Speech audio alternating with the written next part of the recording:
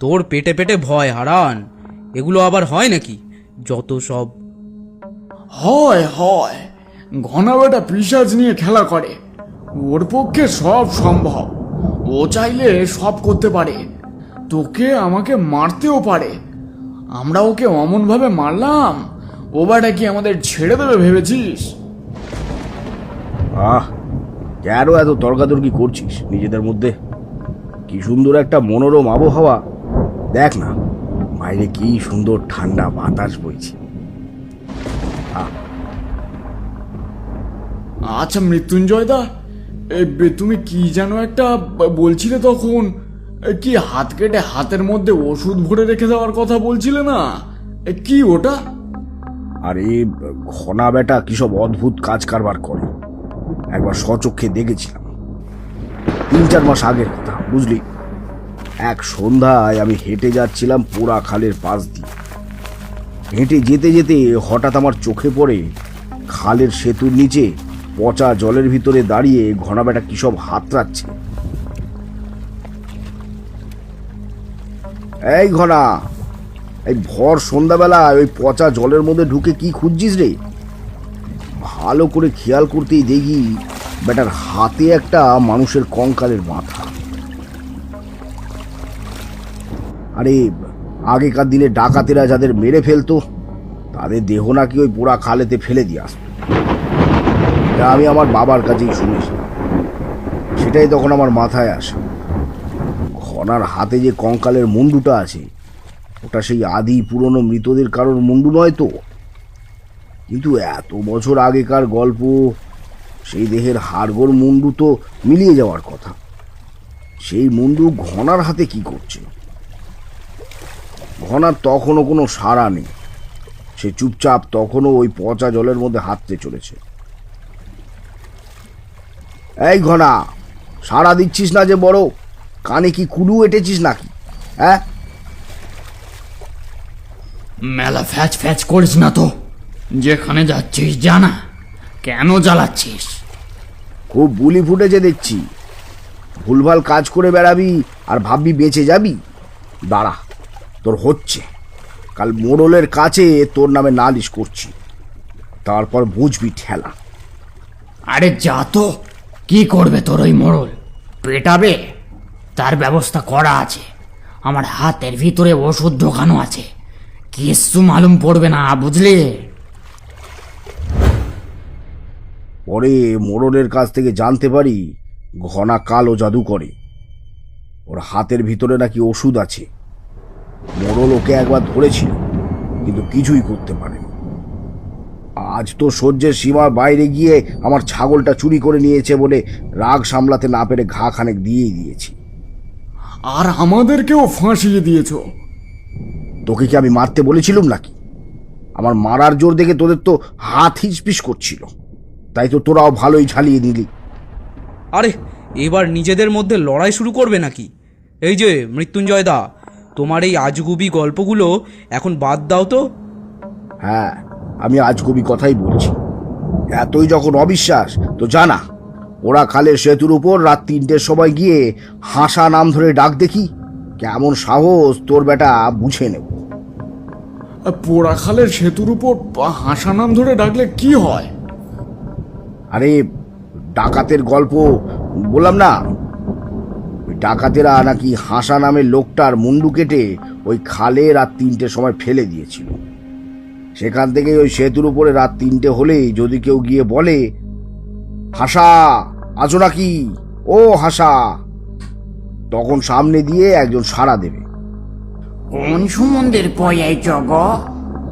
আমি আছি তো, এত ডাকাডাকি করার কি আছে?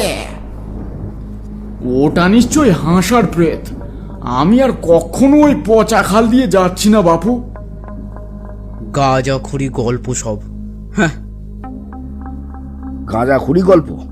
আচ্ছা, তবে যা দেখি তুই একা ওখানে, দেখবো তোর কত সাহস। আর যদি যেতে পারি তখন কি হবে?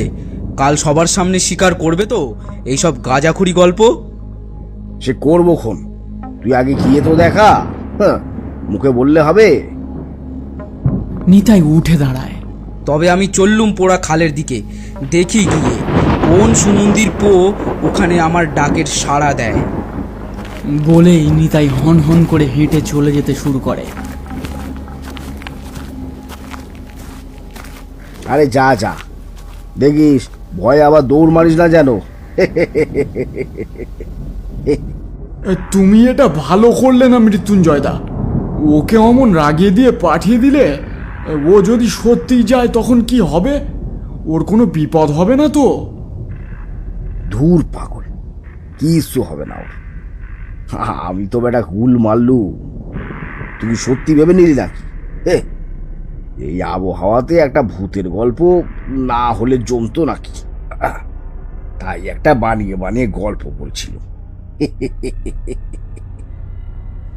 কি বলো হে, গুল মারছিলে? সে কি, তাহলে তুমি কাল স্বীকার করবে যে তুমি গাঁজাখড়ি গল্প দাও? আরে পাগল নাকি, ও বলবে আর আমি বিশ্বাস করব যে ও গিয়েছিল? কাল দেখবি কেমন রগরটা হয়।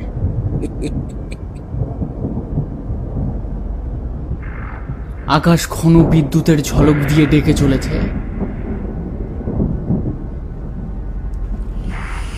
এদিকে নদীতে একটা আগন্তুককে দেখা যাচ্ছে।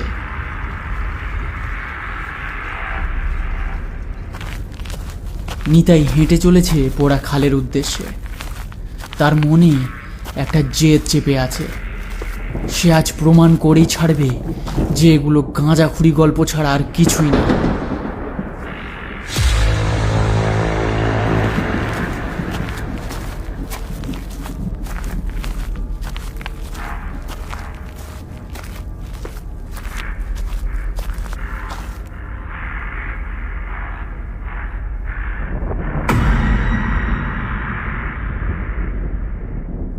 ঝোড়ো বাতাস বইছে চারিদিকে, বৃষ্টি আবার শুরু হবে হবে ভাব। এমন সময় নিতাই দাঁড়িয়ে যায়। এই রে, প্রসাব পেয়ে গেল যে, যাই ওদিকে গিয়ে সেরে নি। নিতাই গুনগুন করে গান করছে প্রস্রাব করতে করতে। এমন সময় হঠাৎ নিতাইয়ের কানে একটা অন্য ধরনের কুৎসিত আওয়াজ ভেসে আসে। হয়তো এই গাছটার উপর দিয়ে আসছে আওয়াজটা। গুড় গুড় গুড় গুড় করছে কেউ গাছের উপরে। কি ভয়ঙ্কর সেই আওয়াজ! কি ভয়ঙ্কর আওয়াজ মাইরি! তক্ষ সাপ নাকি? কিন্তু তক্ষ সাপের তো এমন আওয়াজ নয়। তাহলে হঠাৎ গাছের উপরে অন্ধকারের মাঝে দুটো চোখ ভাঁটার মতো জ্বলে ওঠে। নিতাই সেটা দেখে চিৎকার করে ওঠে। কে কে কে কে কে ওখানে? তোর মরণ! গাছের উপর থেকে বিভৎসরূপী এক পিশাচ নেমে এসে ঝাঁপিয়ে পড়ে নিতাইয়ের উপর। তারপর নিতাইয়ের ঘাড় মটকে দেয়।